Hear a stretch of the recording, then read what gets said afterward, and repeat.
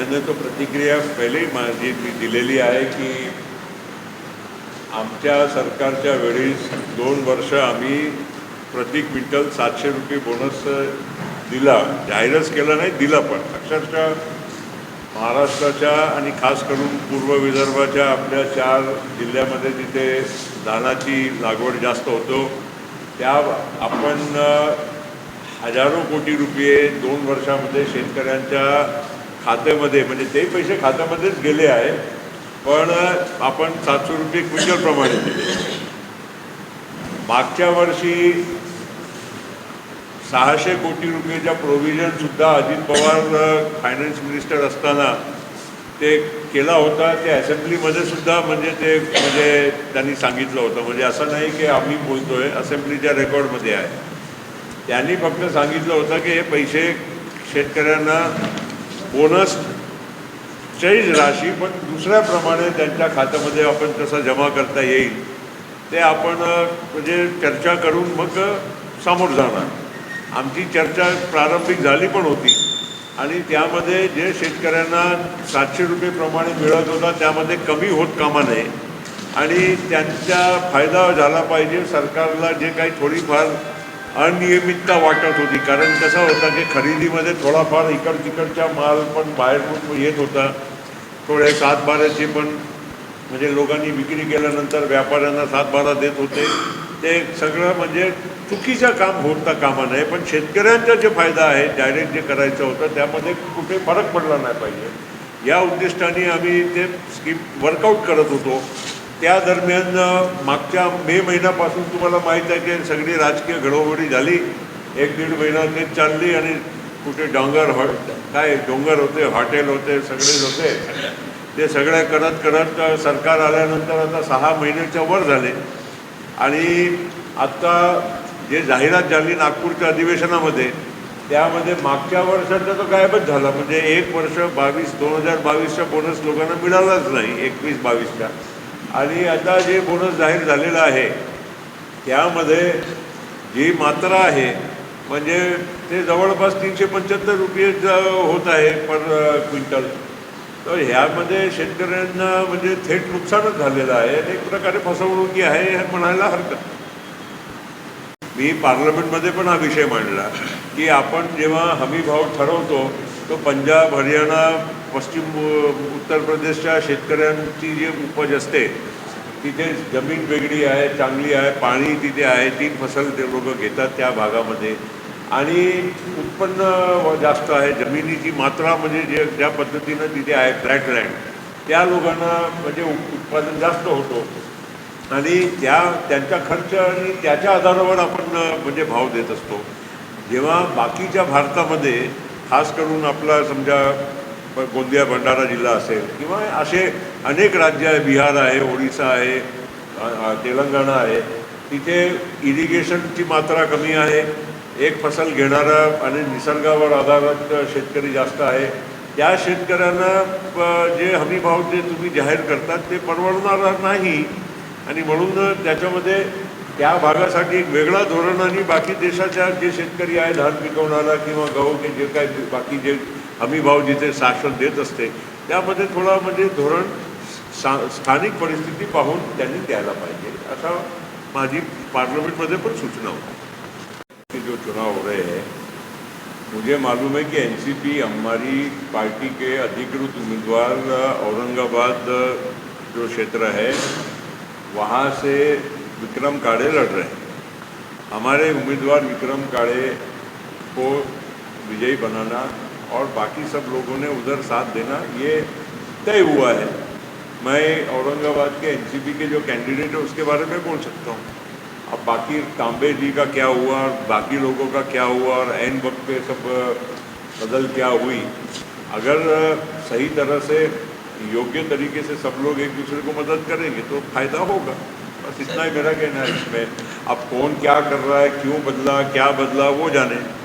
साहेब, महाविकास आघाडीचे आपण मोठे नेते आहेत, त्या अनुषंगाने विचारतो की महाविकास आघाडीच्या स्थापनेच्या अगोदर काही विधान परिषदची ही जागा वेगवेगळ्या पक्षाच्या माध्यमातून निवडून आलेली होती आणि त्याप्रमाणे आत्ता काही थोडेफार सुरुवातीचे प्रारंभिक असे काही प्रश्न राहणार. आता पुढे काय होतंय बघू. पण असं आहे, बरोबर आहे तुमच्या म्हणणं. आणि शरद पवार साहेबांनी पण जे सांगितलं ते अगदी बरोबर आहे की अशा गोष्टीमध्ये सल्ला सूचना थोडीफार अगोदर केलेलं बरं. तेव्हाच एक, कारण काय आहे, हे काही जनरल इलेक्शन नाही आहे. इथे ठराविक मतदार असतात, काही पक्षाची थोडे संबंधित मतदार असतात, काही उमेदवार किंवा जे लोक स्थानिक त्या पातळीवर निवडून आलेले काही आमदार असतात, त्या लोकांनी तयार केलेले मतदार असतात.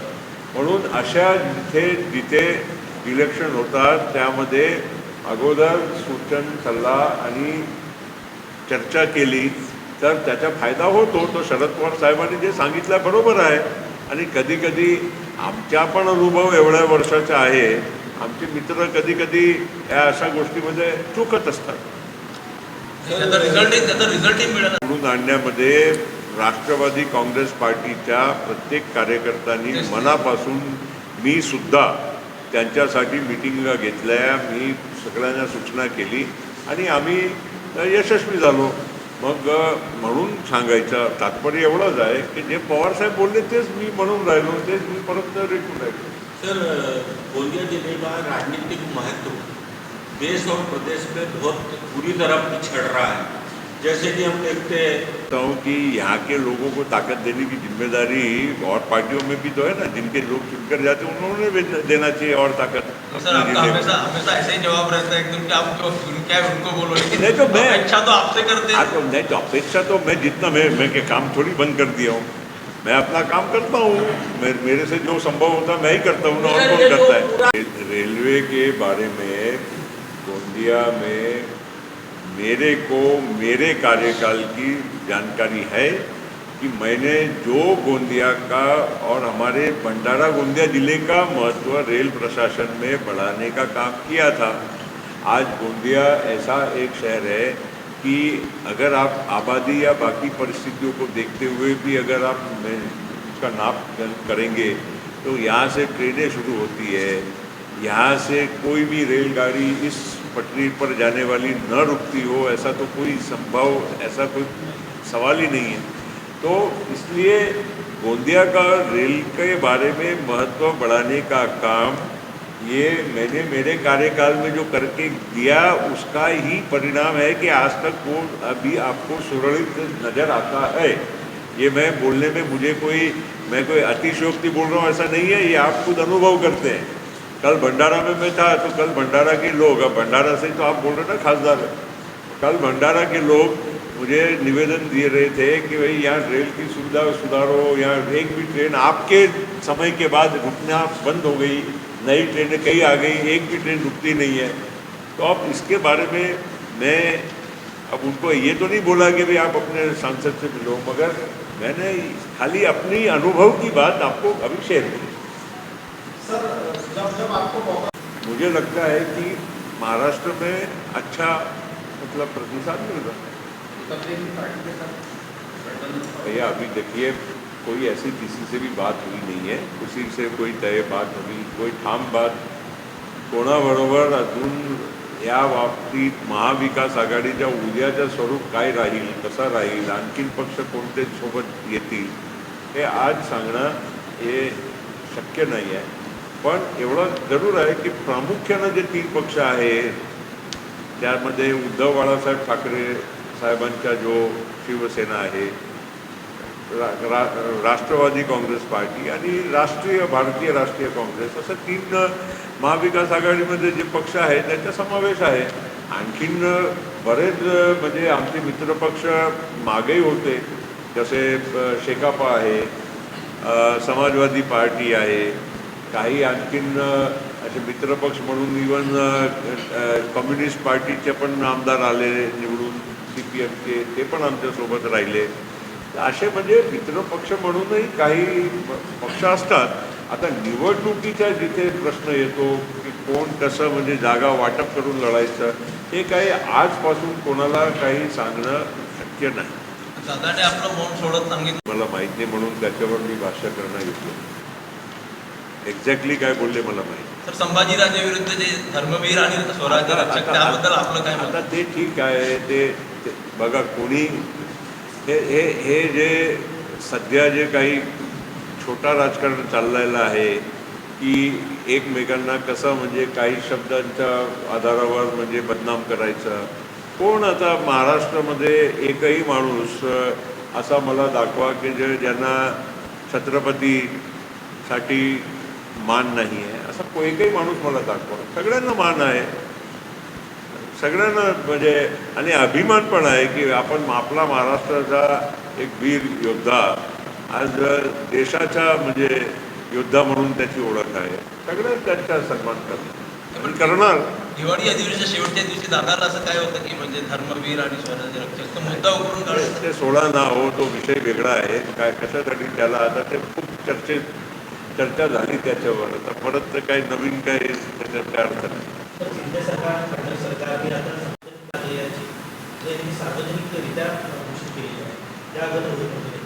स्वागत आहे ना त्यात काय. आपले छत्रपती संभाजीराजेचा म्हणजे जयंतीचा आपण मोठा कार्यक्रम साजरा करणार, दरवर्षी त्याच्या उत्सव म्हणणार, तर काय चांगली गोष्ट आहे त्याच्यात. म्हणजे आम्ही स्वागत करतो. साहेब दादांनी जी आता मुद्दा केला त्यामुळे त्यांना भाग पडलं का असं आपल्याला काय वाटतं? आता असं आहे, कशामुळेही हे भाग पडला असेल आणि ते करत असेल साजरा, तर आम्ही त्याचं स्वागत करतो.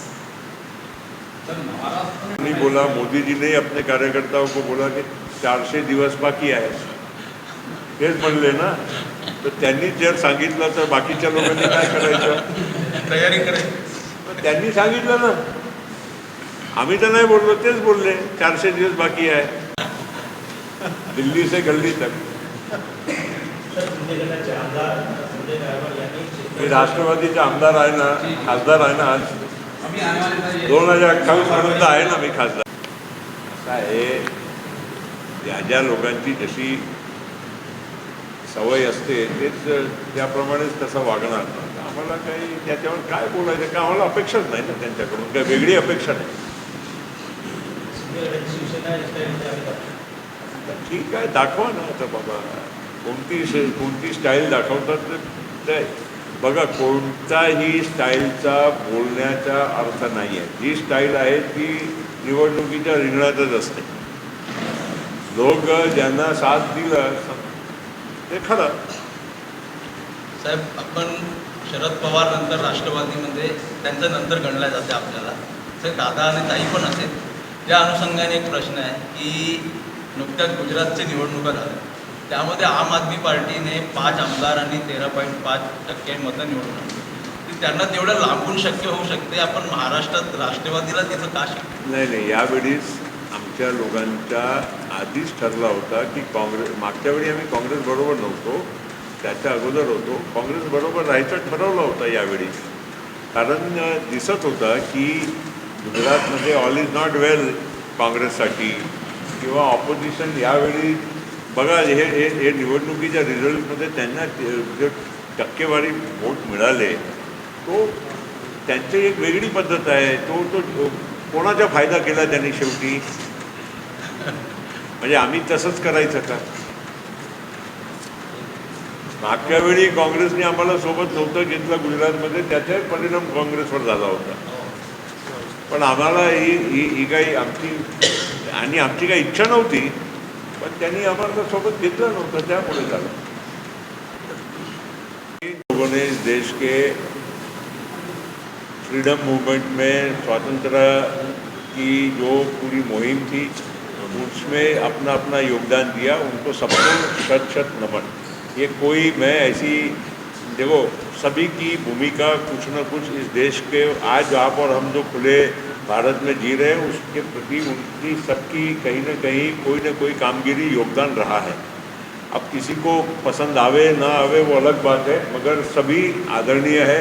मैं कभी इस तरह से ये सब जो बातें होती है ऐसे मैं पुरस्कृत करता नहीं. मैं व्यक्तिगत तो बिल्कुल. संजय राऊत जम्मू काश्मीरला भारतीय यात्रेला बोलले आहेत, तिसऱ्या आघाडीचे संकेत आहेत का? असं आहे बघा, राहुल गांधीची भारत जोडो यात्रा त्यांनी काढली आहे. आम्ही सगळ्यांनी त्याचं स्वागत केलं आहे. ते एक त्यांनी चांगल्या कल्पनेनी, चांगल्या भावनेनी त्यांनी ही यात्रा काढली. ते काँग्रेस पक्ष म्हणून त्यांनी काढली आहे. तरी देखील त्यांनी महाराष्ट्रामध्ये येताना आम्हाला निमंत्रण दिलं होतं की तुम्ही आम्हाला म्हणजे एक सपोर्टिंग म्हणून एक आमच्या भावनाशी जरा तुम्ही जुळा. तर एक त्या निमित्तानं जयंत पाटील आणि सुप्रिया सुळे नांदेडला गेले होते. एका तास त्यांच्यासोबत चालले.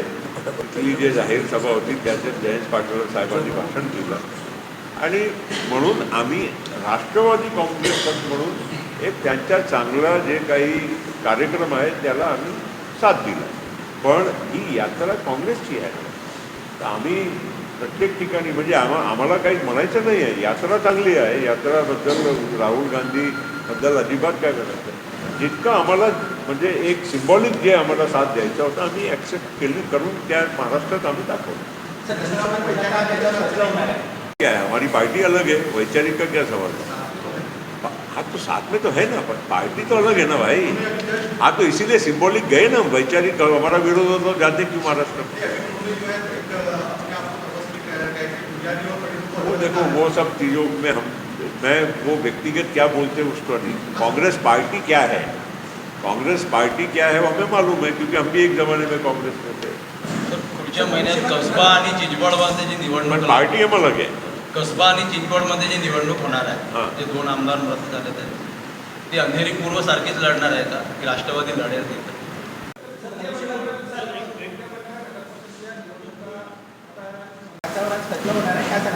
बाबा मला ते इलेक्शन कमिशनचा फैसला काय होणार आणि कधी होणार हे मागील 6 महिन्यापासून हा विषय चर्चेमध्ये राहिला आहे.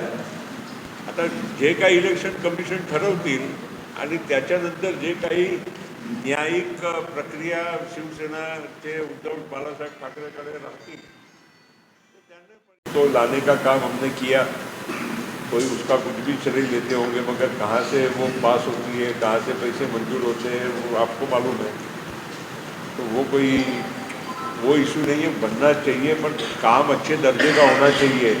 अभी ऐसा है कि हमारे बहुत सारे जनप्रतिनिधियों को ठेकेदार कौन है क्या है उसमें ज़्यादा इंटरेस्ट रहता है. मुझे मालूम नहीं रहता क्योंकि मुझे ये भी नहीं मालूम होता कि ठेकेदार कौन है. बाकी के साथ उनकी चर्चा होती है इसलिए उनको मालूम होता है कि काम अच्छा हुआ कि बुरा हुआ. बदल बोल रहे ना घरकुल. बाबा घरकुलची योजना पंतप्रधानांची एकदम आवडती योजना आहे. ते अनेक वेळा बोलतात की प्रत्येकांना घर मिळालं पाहिजे, लवकरात लवकर मिळालं पाहिजे. ते हे पण सांगत असतात की एवढ्या सारे लोकांना आम्ही घरं दिलेले आहे. आता गोंदियामध्ये काही कमतरता असेल तर ज्याला माहिती मी पण काढून बघतो. मी पण बोलायचा प्रयत्न करतो.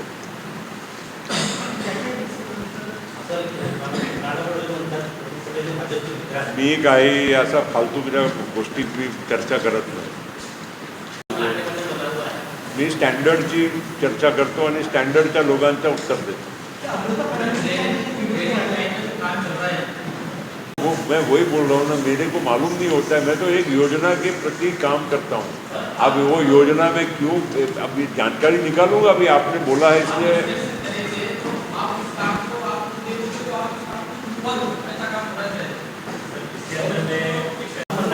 देख लूँगा. मैं आजकल में देख नाट्यगृहाची दुकान जे समोर आहे त्या पद्धतीने एवढा चांगला नाट्यगृह एवढा पैसे खर्च करून ते काय इतका घाण दिसतोय. काही गोंदियाच्या म्हणजे नाट्यगृह शोभणारा तो बनला पाहिजे की नाही की नुसती फालतूची म्हणजे त्यासाठी आपण नाट्यगृह बांधला आहे की उलटा आहे. आम्ही ते ॲक्सेप्ट करणार नाही. कोणी पण केलं त्याविषयी आम्ही आंदोलन करतो. आता नाही आम्ही अलाव नाही करतो. पूल नवीन बांधायचं आहे आणि ते उड्डाणपूल चांगलं बनलं पाहिजे त्या उद्दिष्टानंच काम करायचं आहे. पण आता ह्या लोकांनी घाईघाईने तोडून तरी टाकला पण हे रेल्वेच्या अजून क्लिअरन्स त्यांनी घेतलं नाही. अरे वा वा त्यांना फार चांगले कलाकार.